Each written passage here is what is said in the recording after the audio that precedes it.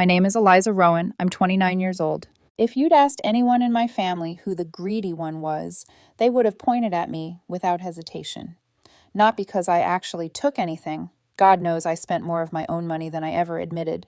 But because greed makes people see the world backward. They forget the truths that make them uncomfortable. They forget the days you showed up, and they remember only the moments they wished you hadn't been there to witness who they really were. My grandmother, Dorothy Mae Whitmore, died last spring, and in the months after her funeral, my siblings, Caleb and Natasha, convinced themselves that I had spent her final years poisoning her mind, manipulating her decisions, angling for some imaginary fortune. They whispered it at the wake. They shouted it over the phone. They implied it to anyone who would listen. But the truth, the quiet, unglamorous, exhausting truth, was this. For 18 months, I was the only one who showed up. Every Tuesday and Friday, I drove 43 minutes to her little house on the hill. Sometimes with groceries, sometimes with new medications, sometimes with nothing but my presence, because at 86, my grandmother valued that more than whatever I carried in my arms.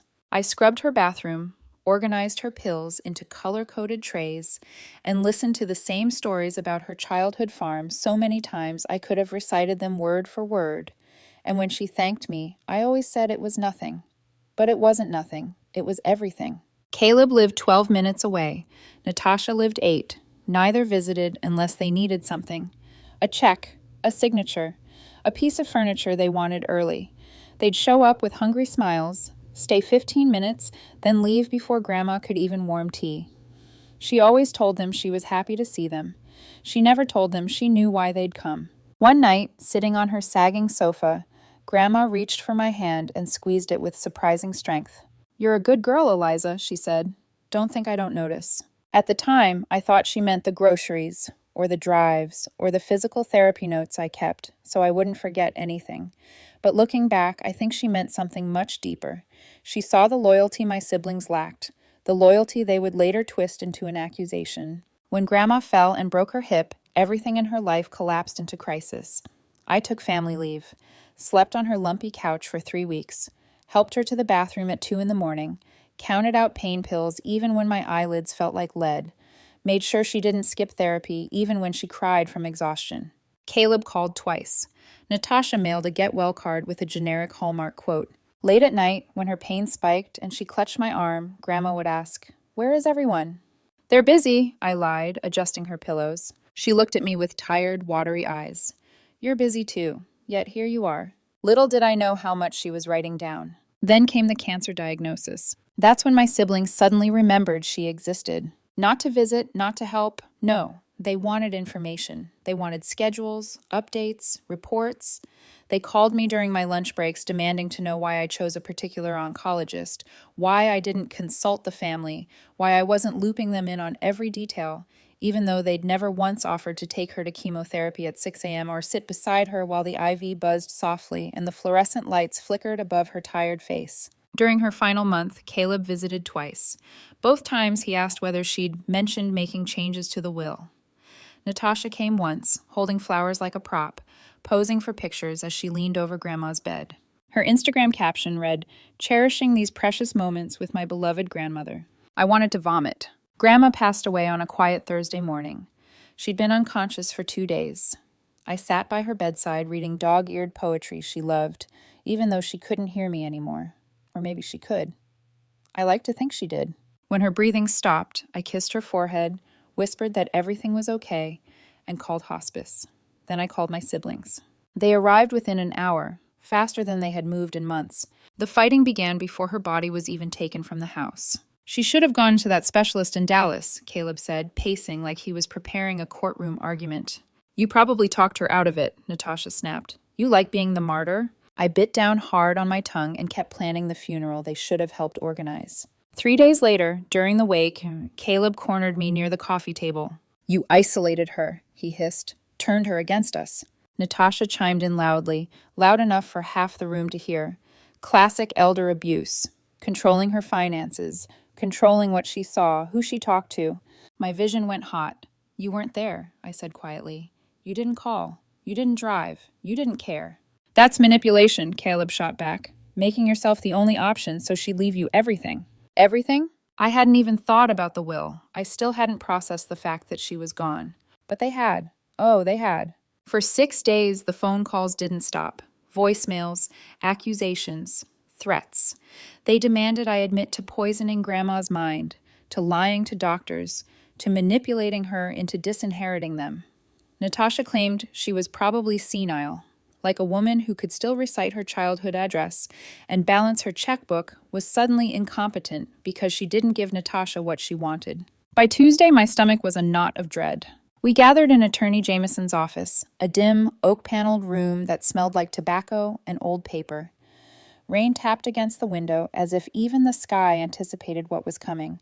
Caleb wore his most expensive suit, hair slicked back like he was meeting a CEO. Natasha brought her own lawyer, just in case. I sat silently, fingers pressed together so tightly they went numb. Attorney Jameson cleared his throat. He opened the will. The last will and testament of Dorothy Mae Whitmore, he read, written in her own hand and witnessed by 2 independent parties on March 15th of this year, 2 weeks before she died, 2 weeks after Caleb last visited and asked about her assets. The lawyer continued. To my granddaughter Eliza, who has shown me more love and devotion than I ever deserved, I leave my house and all its contents, my savings accounts, investment portfolio, and the family farm in Nebraska. Caleb's face turned a dangerous shade of purple. Natasha inhaled sharply, ready to object. Attorney Jameson held up a hand. There is more. And in that moment, everything shifted. The floor seemed to tilt. The walls seemed to lean in. I knew instinctively that Grandma hadn't just left me her belongings. She'd left the truth. The real, unfiltered truth. Attorney Jameson adjusted his glasses, turned the page, and spoke in the same calm, measured tone that would soon dismantle my siblings' entire narrative. To Caleb, he read, I leave you my medical bills, all $47,000 worth, the ones you never asked about while demanding updates on my assets. You will find them neatly organized in the manila folder marked Caleb's Inheritance in my kitchen drawer. The silence that followed was brutal. Caleb choked, actually choked, like someone had punched him in the throat. His lawyer leaned over quickly, whispering with the urgency of a man trying to stop a wildfire with a spray bottle. Caleb went from purple to ash gray. And to Natasha, the lawyer continued, I leave my collection of every voicemail, text message, and social media post in which you mentioned my money, my house, or my belongings. I had Eliza's friend help me compile them. There are 47 audio files and 83 screenshots. Natasha's eyes widened, her lips parting in a soundless gasp. Her lawyer subtly slid her tablet closer to brace for impact. You spoke about my death, Jameson read, as if you were planning a shopping spree. A strangled noise escaped her, a mix between a breath and a sob. I sat frozen. Each sentence hit with such precision that it felt like Grandma wasn't gone at all, like she was in the room, pointing at each grandchild and saying, no more pretending. This is who you've shown me you are. But Attorney Jameson wasn't finished. There is a final statement, he said, regarding her mental state. He took out another folder, thicker than the will, and opened it slowly. Mrs. Whitmore was evaluated by Dr. Patricia Vance, a geriatric psychiatrist, 2 weeks before writing this document. She was declared mentally competent. The examination was recorded. Additionally, she had herself evaluated by 2 other physicians and a social worker to ensure she was not being coerced. These documents and recordings are available should any party contest the will. Caleb looked like he wanted to crawl out of his own skin. Natasha's lawyer leaned away from her like she was radioactive. And, the lawyer added, sliding multiple notebooks forward, Mrs. Whitmore maintained detailed journals documenting every interaction with her grandchildren over the past 2 years. Every missed visit, every call asking about money, every excuse given instead of help. She also documented every time Eliza showed up and the contributions she made to her care. My heart hammered. Grandma wrote everything down? Before any of us could process that, Jameson lifted a sealed envelope marked with my name. This is a personal message to be read aloud. My fingers trembled as I opened it. Grandma's handwriting, familiar, looping, soft, spread across the page. My darling Eliza, I read, my voice shaking. If you are reading this, then your siblings are probably furious about what I've left them. Good. They deserve to be angry at themselves. I looked up. Caleb stared at the floor. Natasha blinked rapidly, tears falling, but not from grief. I continued. For 2 years, I watched them circle like vultures while you sacrificed your time, your energy, and your own needs to care for me. The words sliced the room open. When I was diagnosed with cancer, Caleb asked whether I'd updated my will before he asked how I was feeling. Caleb's jaw tightened. His lawyer whispered, "Do not react." When I broke my hip, Natasha's first text was about whether I'd need to sell the house. Natasha covered her mouth, horrified, but also exposed. But you, my sweet girl, never asked for anything. You simply showed up, day after day, week after week. You held my hand through chemotherapy. You slept on that terrible couch when I was scared. You made sure I ate. You never complained, even when I told you the same stories 100 times. My vision blurred. "I am leaving you everything," the letter read. "Not because you manipulated me, but because you loved me. Real love doesn't have an agenda. Caleb and Natasha loved my money. You loved me." I had to stop. My voice broke completely. Attorney Jameson cleared his throat and continued reading the final section. "There is also a $50,000 trust established for the care of my gravesite and an annual nursing scholarship in my name. Neither Caleb nor Natasha may be trustees or beneficiaries of this fund." Dead silence. Caleb was the first to snap back to life. "This is ridiculous," he barked. "She was obviously coerced." "Actually," Jameson lifted yet another folder. "Mrs. Whitmore anticipated that accusation." "Of course she did. Grandma planned her estate like she planned everything, with precision, foresight, and a dash of righteous fire. She recorded video testimonials explaining her reasoning," Jameson said. "Each witnessed, each notarized, each stored in separate safety deposit boxes." Natasha's head snapped toward her lawyer. "We can contest this," she whispered urgently. The lawyer winced. "We strongly should not." Natasha slammed her hand on the desk. "There has to be a way." Jameson closed a folder. "You are welcome to try, but be aware, Mrs. Whitmore kept receipts for every gas tank Eliza filled, every grocery haul, every medical appointment, every late-night call. She also recorded phone conversations, legally. Only one party needs to consent in this state." Caleb's mouth dropped open. "She recorded us?" "Yes," Jameson said simply. Natasha pointed at me, trembling with indignation. "You can't just take everything. We're family." I stood. My palms were sweating, but my voice came out steady. "No," I said softly. "Family shows up." I looked at both of them, really looked at them, and felt something unexpected. Not triumph, not victory, just clarity. "When's the last time either of you asked what medication she was on?" I asked. "Or how much pain she was in, or whether she slept at night? When's the last time you knew anything about her besides her bank balance?" Neither answered. "I thought so." I gathered the documents and headed toward the door. "Oh, one more thing," I added, turning back.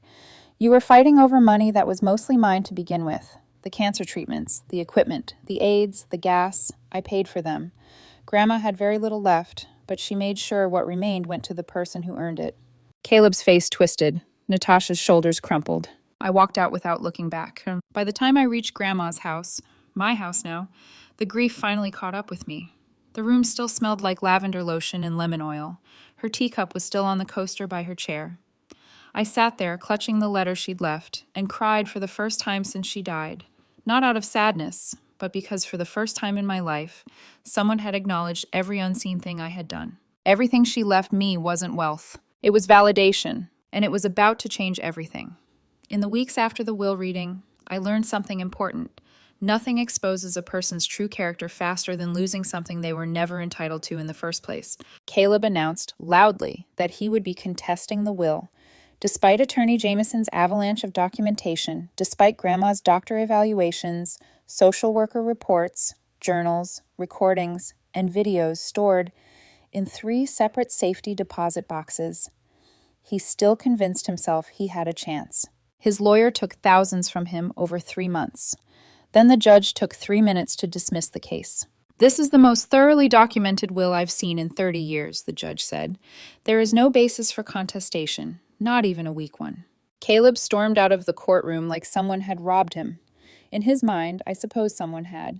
Natasha took a different approach. She tried to destroy me online. Posts with sobbing selfies, long captions about what my cruel sister stole from me, claims she was manipulated out of her inheritance by a mastermind caregiver. It worked for 48 hours, until someone unearthed her old Instagram posts where she called Grandma the old bat and joked about what I'm gonna buy when she finally kicks the bucket. That post went viral. Her employer, a family law firm, fired her within a week. Meanwhile, I poured everything Grandma left me into what she actually cared about. The first month after the court battle ended, I used the quiet to grieve, to breathe, to walk through Grandma's house and let the memories settle instead of suffocate. One afternoon, while reorganizing the bedroom closet to make space for my own things, I discovered the box she'd mentioned in her letter, tucked behind dusty Christmas decorations. Inside were heirlooms from my great-great-grandmother, delicate embroidered linens, a brooch shaped like a lily, a small Bible with notes in the margins, and a letter detailing the family history that none of my siblings would have appreciated. And in the garage, beneath the workbench, inside that old Folgers coffee can, exactly where she said, was $8,000 in cash. For your first vacation after all this is over, she'd written, somewhere warm where you can heal. I sat there, holding the envelope of money, surrounded by the faint smell of engine grease and garden soil, and cried again. Not because I was sad, because I'd never been so seen. But healing didn't mean forgetting. 6 months later, Caleb showed up at the farmhouse, my farmhouse, looking like he'd been hollowed out. His clothes were wrinkled, his eyes were sunken, his jaw unshaven. "Eliza," he said, stopping at the gate, "can we talk?" I took a sip from Grandma's china teacup before answering. "What do you want?" He swallowed hard. "Help." My first instinct was laughter, not the funny kind, the kind you choke on. But I stayed quiet. "The medical bills Grandma left me, they're real," he said. "But there's more. Dad's business is failing. He kept it secret for months. We're drowning. My house is in foreclosure." I blinked, slowly. "And you'd like?" "A loan," he said, "just until I get back on my feet." A loan. From the sister he publicly accused of manipulation, elder abuse, and financial coercion. "You can afford it," he added. "She left you everything." My voice came out steady, measured. "She left me everything because I earned it." His face crumpled. "I know I messed up, but she was our grandmother too. She would have wanted family to help family." "And she did," I said. "She left you exactly what you gave her. Nothing." He flinched like I'd struck him. I stood, walked to the gate, and stopped inches from him. "You want to know what I'm going to do with the money?" I asked.